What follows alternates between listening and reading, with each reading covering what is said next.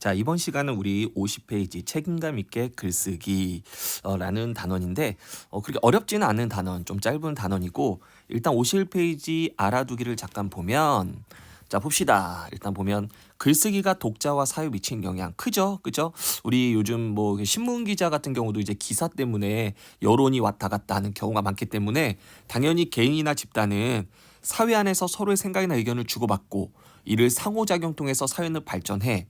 글쓰기는 이렇게 생각과 어떤 의견을 주고받는 중요한 통로잖아. 하나의 글에 담긴 내용은 독자뿐만 아니라 사회 전체에까지 영향을 미친다. 너무 당연한 얘기지. 그러므로 글을 쓸 때는 그 미칠 영향을 고려하여 책임감 있게 글을 써야 한다. 이런 얘기고. 자, 이제 매체와 글쓰기 봅시다. 기존에 이제 우리가 신문, 잡지, 라디오, 텔레비전 매체는 정보를 일방적으로 전달했기에 자, 정보를 일방적으로 전달했다. 이게 무슨 말이야? 신문, 잡지, 라디오, 텔레비전 매체의 특징, 기존 매체의 특징. 첫 번째, 정보를 일방적으로 전달한다. 이게 뭐냐면 우리가 신문, 잡지, 라디오, 텔레비전은 뭐 신문의 어떤 기사라든가 잡지, 글, 그다음 라디오, 방송, TV 방송을 통해서 우리 구독자라든가 청취자, 시청자한테 일방적으로 전달하지. 우리 시청자, 구독자, 청취자가 자기의 생각을 표현할 수 없잖아. 우리 TV 보면서 욕은 하지만 그렇다 해서 그 TV 보면서 아이고 저런 놈들 이렇게 얘기하지만 그 TV 아나운서와 대화를 나누지 못하잖아. 그지? 이러한 매체를 이용한 글쓰기는 특정 전문가만 하는 일로 우리가 인식되었다. 그죠? 그래서 우리가 일반적으로 특정 전문가 이퀄 뭐야? 신문 같은 경우는 기자, 잡지도 마찬가지로 기자, 라디오라든가 텔레비전은 뭡니까? 아나운서 이런 얘기죠. 하지만 인터넷이 사용돼서 인터넷 기반으로 한 새로운 매체가 발달했어요. 저희 새로운 매체, 요즘 매체지. 이건 뭡니까? 정보를 전달하고 교환하는 쌍방향으로 이루어진다. 당연하지. 누가 기사를 날리면 우리가 그 아래 리플을 달거나, 그지? 그래서 뭐 그런 얘기를 하죠. 누구나 쉽게 매체를 통해 글쓰기하며 다른 사람과 소통할 수 있다. 우리가 뭐 SNS라든가 아니면 블로그 이런 걸 통해서 할 수 있죠. 인터넷 매체를 통한 글쓰기는 아까 얘기했지만 SNS, 인터넷 뉴스 기사의 댓글 달기 등등에 이제 있다. 이런 얘기죠. 그래서 매체 발달 과정 보면 처음에는 활자 매체가 발달했죠. 그래서 활자 매체는 책과 신문, 잡지, 그다음 이제 음성 매체, TV가 보급되고 라디오가 보급되면서 이제 특히 청각을 이용한 매체가 먼저 됐나 봐. 음성이니까 소리만 나와야겠네. 라디오. 그다음 영상 매체, 시각과 청각을 모두 이용하니까 텔레비전, 컴퓨터 등으로 발전했다. 이런 얘기면 되겠네요. 이건 뭐 나올 것 같지는 않죠. 자, 다음 갑니다. 책임감 있게 글쓰기인데 선생님이 이 글을 먼저 잠깐 보면 이 글의 갈래는 설명문입니다. 자, 설명문 이제 객관적으로 설명했다는 얘기고요. 근데 좀 설득적도 있어요. 그러니까 설명문인데 약간 논설문의 특징을 갖고 있다. 그다음 주제는 쓰기 윤리를 지키며 책임감 있게 글을 쓰자 이런 얘기입니다. 그다음에 특징은 구체적인 예를 제시했다. 그다음에 잘못된 글쓰기로 발생한 문제점을 제시하고 올바른 글쓰기의 중요함을 강조했다. 이런 얘기인데 선생님이 요거 보기 전에 우리가 55페이지 잠깐 볼게요. 55페이지. 자, 55페이지 이 글에서 다루고 있는 주요 개념 정리해 보자. 이게 이 글의 전체 전개 구조인데 이 글의 구조가 될 겁니다. 구조. 이거를 우리가 잘 이해하면 그렇게 어렵지 않은데 첫 번째, 일단 글쓰기 윤리에 대해서 설명을 합니다. 당연히 글쓰기 윤리의 개념, 글을 쓸 때 마땅히 지켜야 되는 도리다. 개념을 제시했고요. 앞에 지문이 이렇게 전개된다는 얘기입니다. 자, 그 다음에 두 번째 또 뭐예요? 또 개념이죠. 글을 쓰는 개인이나 공동체가 글을 쓰는 과정에서 지켜야 할 규범이다. 마찬가지로 또 개념을 제시했고요. 자, 그런데 이제 이런 글쓰기 윤리를 개인적 차원에서 윤리와 그 다음에 사회적 차원에서 윤리로 뭐해? 구분지었다. 자, 구분해서 우리가 설명했다. 구분을 다른 말로 분류했다. 분류해서 설명했다. 이렇게 정리하면 됩니다. 자, 그럼 개인적 차원의 글쓰기 윤리를 보면 뭡니까? 당연히 개인적 차원의 글쓰기를 하는데 다시 한번 얘기하지만 글쓰기는 다른 독자라든가 사회 전체에 영향을 미칠 수 있죠. 근데 개인 차원에서 글쓰기, 뭐 우리 SNS라든가 인스타그램 이런 데다 글을 올리는데 거짓말로 쓰거나 그 다음에 과장돼서 쓰면 당연히 상대방이 그걸 믿어버리면 어떻게 돼요? 사회적 문제가 생기겠죠. 그래서 진실하게 글을 써라. 그 다음 사회적 글쓰기는 뭡니까? 다른 사람이 창작한 글이나 연구자료를 허락 없이 베끼지 마라. 복제하지 마라. 그 다음 복제할 때는 허락을 받고 출처를 바뀌어라. 이런 얘기가 되겠네요. 자, 요렇게 전개되니까 요렇게 읽으면 되겠네요. 자, 갑시다. 52페이지. 자, 앞에 글 볼까요? 윤서는 어떤 사례가 나왔네. 고등학교 입학하고 나서 중학교 때와는 비교할 수 없을 정도로 할 일이 많았대요. 그러다 보니 수행평가 과제인 진로탐구 보고서를 기한 내에 제출할 수가 없었대. 고민하다가 인터넷에다가 진로탐구 보고서를 입력했대. 자판을 누르자마자 원하는 그 다양한 형태의 자료가 나타났대. 윤서는 자신이 원하는 자료를 이렇게 쉽게 찾을 수 있다는 것에 놀라며 인터넷은 정보의 바다란 말을 실감했대. 여기까진 괜찮아. 그지? 여기까진 괜찮아. 아니 도움을 받을 수 있어. 그지? 그런데 윤서는 이렇게 자료가 많으니 어느 하나를 베껴서 내도 알아볼 사람은 없을 것이라 생각하며 검색한 자료 중에 하나를 뭐 했다? 그대로 복사해서 제출했다. 그죠? 그래서 글쓰기 윤리를 위반했다. 사실 너희 대학 가면 더 심하지. 고등학교도 이 정도인데 대학 가면 정말 레포트 같은 게 많거든. 선생님 같은 경우도 선생님 같은 경우도 뭐 복사해서 많이 했겠지. 복사해서 많이 하는데 교수님들은 다 압니다. 교수님들은 바보가 아닌 이상 다 알아요. 마찬가지로 너희가 숙제를 제대로 했는지 안 했는지 답을 베꼈는지 선생님은 보면 솔직히 알거든. 왜냐하면 분명히 너희 실력에서 이 문제를 풀 수 없는데 이걸 풀었단 말이야. 수학 같은 경우는 더 확실히 알겠지. 근데 국어도 알아요. 보면. 근데 마찬가지로 교수님들도 대학생들 레포트를 자기가 정말 읽어서 요약했는지 아니면은 다운받았는지를 알겠죠. 아무튼 그런 얘기입니다. 뭐 윤서에 잘못된 점이 있죠. 윤서가 이하 같은 행동 뭐예요? 복사한 거죠. 그것은 당연히 글쓰기 윤리의식이 부족했기 때문입니다. 자, 글쓰기 윤리란 뭐 던져야 되죠? 개념 던져야겠죠. 아까 얘기했죠. 개념. 글을 쓸 때 마땅히 행하거나 지켜야 할 도리로 글 쓰는 개인이나 공동체가 글을 쓰는 과정에서 지켜야 할 규범이다 해서 개념을 던졌습니다. 그리고 글쓰기 윤리는 아까 얘기했지만 개인적 차원이랑 그 다음에 사회적 차원의 윤리로 나뉜다 해서 분류의 전개법을 통해 이제 설명할 겁니다. 이렇게 하면 되겠죠. 자, 그래서 1번 문단은 이제 뭐합니까? 개념을 던졌고요. 그죠? 그 다음에 이제 분류를 통해 설명하겠다 얘기했죠. 그럼 당연히 먼저 뭘 얘기해야 돼? 개인적 차원의 윤리를 얘기해야겠죠. 개인적 차원의 윤리란 자신의 경험이나 생각을 거짓으로 꾸미거나 과장하지 않고 진실하게 써야 한다. 그지? 거짓말하지 마라. 과장하지 마라 이거죠. 사람들이 글을 쓸 때 자신의 경험이나 생각을 솔직히 꾸미거나 과장하여 더 큰 감동을 이끌어내거나 상대를 유혹하거나 아니면 상대를 설득하고 싶죠. 그죠? 그래. 그래서 자신이 경험한 적이 없는 일을 거짓으로 꾸며 쓰기도 하는데 이처럼 다른 사람에게서 듣거나 자신이 상상한 이야기를 자신이 직접 경험한 것처럼 표현한 것은 당연히 비윤리적이죠. 그죠? 그래서 개인적 차원의 글쓰기 윤리의 개념 얘기했고요. 진실하지 못한 글은 다른 말로 뭡니까? 과장하거나 거짓을 꾸민 것은 단순히 글쓴이의 신뢰의 문제를 넘어서 첫 번째 동화 1번 글쓴이에게 신뢰감을 떨어뜨린다. 2번 허위 사실을 유포하여 다른 사람에게 큰 고통을 줄 수 있다. 그래서 사회적 문제가 된다. 예를 들면 1번은 당연한 거고 2번 같은 경우는 예를 들어서 내가 A라는 식당이 있는데 그 식당을 가본 적이 없어. 근데 그 식당이 나랑 좀 가서 밥은 본 적 없지만 그 식당 주인이랑 어깨를 부딪혀서 싸운 적이 있었어. 기분이 나쁜 거야. 그지? 그러니까 이제 그 식당에 대해서 악플을 다는 거지. 먹어봤는데 맛이 없다. 이러면 식당 주인한테 큰 고통을 주겠죠. 이런 이제 문제가 발생하겠죠. 그 다음에 자, 그래서 다시 진실하지 못한 글에 대한 어떤 문제점. 글쓴이의 신뢰의 문제를 낳고 그 다음에 다른 사람에게 고통을 준다 이런 거죠. 자, SNS를 통해 퍼진 확인되지 않은 소문이나 추측성 기사, 이에 달리는 댓글 등으로 피해자가 발생하고 있다 이거죠. 이와 같이 인터넷상의 잘못된 글쓰기 때문에 고통을 겪는 사람이 늘어나고 있죠. 어쩌면 그 피해자가 또 돌아서 우리 자신이 될 수도 있어요. 그죠? 인터넷에서 글을 쓸 때는 더욱더 개인 차원의 글쓰기 윤리를 지키려는 책임감 있는 태도가 필요하다. 이 외에도 연구 성과를 인정받기 위해서 실험 결과를 조작하거나 왜곡하여 논문이나 보고서를 작성하기도 하는데 이 역시 개인 차원의 글쓰기 윤리를 위반한 행위다 해서 개인 차원의 글쓰기를 위반한 사례 두 가지 제시했죠. 첫 번째 뭡니까?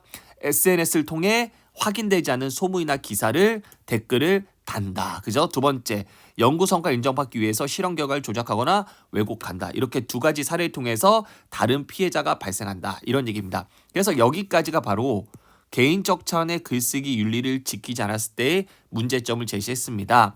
다시 정리하면 앞에 페이지 다시 가면 글쓰기 윤리의 개념 제시했고 그걸 우리가 개인적 차원과 사회적 차원으로 분류해서 설명해보자. 자, 개인적 차원의 글쓰기 윤리는 뭡니까? 바로 자신의 경험이나 생각을 거짓말하거나 과장되지 않게 쓰는 윤리다. 개념을 제시했고요. 그 다음에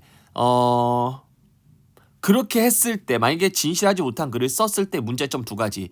글쓴이가 신뢰를 잃게 되고요. 허위사실로 다른 사람이 고통을 준다. 그 사례로 뭐가 있습니까? 우리가 SNS를 통해서 확인되지 않은 소문이나 기사 그리고 이에 달린 악성 댓글 통해 피해자 발생하고 있고요. 그 다음에 연구 성과를 인정받기 위해서 결과를 조작 왜곡하고 보고서를 작성한 경우도 있다. 이렇게 사례를 제시했죠. 자, 그 다음 이제 다음 뭐가 됩니까? 사회적 차원의 글쓰기 윤리가 무엇인지 알아보자 해서 두 번째 사회적 차원이죠. 글 어렵지 않죠. 정말 어렵지 않습니다. 구조도 깔끔하고 괜찮게 잘 썼네요. 사회적 차원의 글쓰기 윤리란 다른 사람이 창작한 글이나 연구자료를 허락 없이 베껴 쓰지 않으며 저자의 허락을 받아 자료를 사용할 경우에도 출처를 밝히는 도리를 말한다라고 얘기해서 개념을 제시했죠. 결국 뭐라? 남의 걸 베끼지 말아라. 그리고 남의 걸 베끼고 싶으면 허락을 받고 출처를 밝혀라 이거죠. 사회적 쓰기 윤리를 지키지 않는 행위는 당연히 어떤 문제점이 발생합니까? 동그라미 1번 창작의 의욕을 떨어뜨려. 그치? 그리고 저작자가 창작이나 연구활동에 전념한 것을 방해. 당연하지. 내가 아무리 열심히 창작해서 만들어도 다른 사람이 베낄 거면 내가 굳이 만들 이유가 없잖아. 대표적으로 중국이 그렇지. 그지? 중국이. 아무튼 그렇습니다. 글쓰기는 매우 고통스러운 작업입니다. 미국의 유명한 소설가인 어니스 해밍웨이는 무기여 자리거라는 결말을 47가지 써보고 나서 결말을 결정할 수 있었대요. 아우, 사례죠. 창작의 고통의 사례. 그리고 버지니아 울프는 첫 소설 출항을 완성하는데 7년을 걸렸대. 어우, 창작 고통의 사례. 이러한 창작의 고통에서 벗어날 수 있는 가장 쉬운 방법이 바로 뭐야? 표절이야. 그지? 나 이렇게 뭔가 고민하면서 글 쓰기 싫어. 그럼 뭐해? 베끼면 되는 거잖아.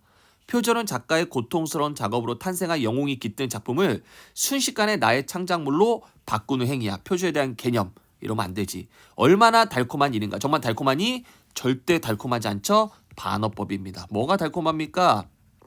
창작을 베끼면 어떻게 됩니까? 저작권자한테는 아픔이 가하겠죠. 이렇게 저작권을 침해하는 표절 행위는 마치 훔친 물건을 처음부터 자기 것인 것처럼 사용한 건 뭐가 다르겠냐?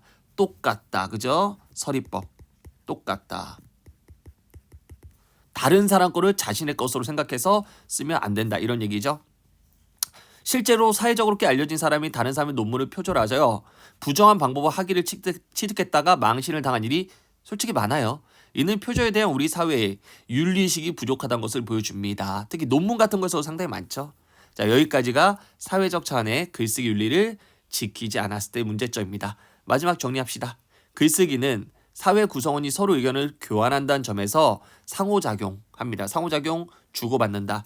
글 쓰는 이가 생각을 주고 그 다음에 독자는 그걸 자기 생각을 표현하고 이런 얘기죠. 따라서 개인적, 사회적 차원의 쓰기 윤리가 지켜지지 않는다면 우리 사회의 건강한 의사소통을 기대할 수 없다. 그래서 뭡니까? 쓰기 윤리를 지키지 않았을 때 문제점. 첫 번째, 우리 사회의 건강한 의사소통을 기대할 수 없다. 나아가 사회에서 유통되는 글과 자료가 진실, 정직, 합리성을 확보하지 못한다면, 즉 글쓰기의 윤리를 지키지 않는다면 우리 사회의 신뢰는 무너진다. 두 번째 문제점 뿐만 아니라 세 번째, 공동체 의사결정이나 정책 판단 또한 제대로 실현되기 어렵다. 세 번째, 그죠?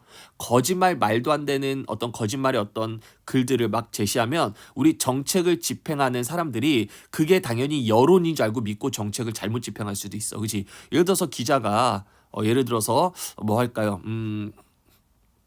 예를 들어서 장애인의 지하철 장애인 좌석을 없애야 한다라는 일반인들의 어떤 그 생각이 98% 찬성이 98%다라고 거짓말로 그냥 막 써버리면 당연히 정부는 그게 우리 사람들의 의견인 줄 알고 없앨 수도 있어요. 근데 그게 아닐 수도 있는데 그래서 이런 일이 벌어질 수 있다. 다시 글쓰기에서 윤리를 지키지 않는다면 그죠? 다시 얘기하면 개인적 사회적 차원의 윤리가 지켜지지 않는다면 첫 번째, 우리 사회의 건강한 의사소통을 기대할 수 없죠. 거짓이 난무하겠죠. 두 번째, 신뢰는 무너질 거고요. 세 번째, 의사결정이나 정책 판단 또한 제대로 실행되지 않죠. 이건 심각한 사회적 손실이죠.